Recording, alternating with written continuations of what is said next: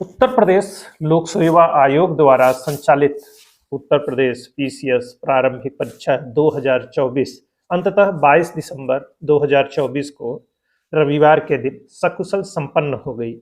और इसके लिए गंभीर प्रतियोगी छात्रों को ढेर सारी शुभकामनाएं, क्योंकि उन्हीं का जीवन परिश्रम सब कुछ दांव पर लगा होता है।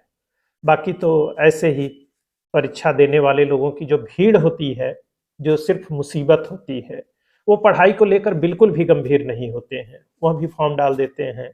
और सोचिए 5 लाख से ऊपर लोगों ने फॉर्म डाल दिया और उपस्थित कितनी हुई, 41 से 42% के बीच।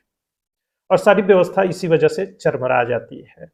अब ऐसे छात्र सिर्फ मुसीबत होते हैं।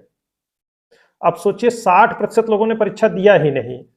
अगर जो सच में गंभीर छात्र हैं केवल वो परीक्षा दें तो परीक्षा केंद्र बनाना और परीक्षा कराना दोनों ही आसान हो जाएगा।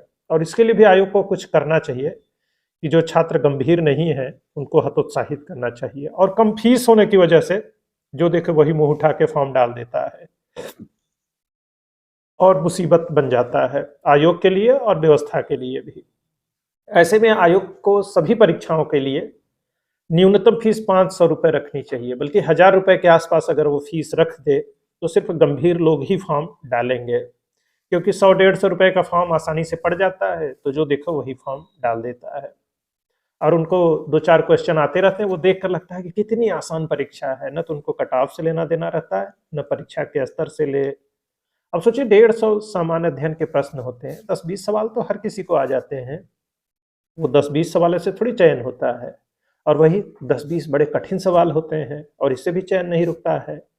तो दोनों ही स्थिति वाले जो परीक्षार्थी हैं उनके लिए सहानुभूति है। और गंभीर छात्रों को तो पता ही है पेपर कैसे होता है, किस स्तर का होता है, कैसे कट ऑफ जाता है।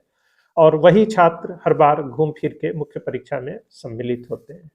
और ऐसे गंभीर छात्रों को ही ढेर सारी शुभकामनाएं, जो व्यवस्था को अच्छी तरह समझते हैं।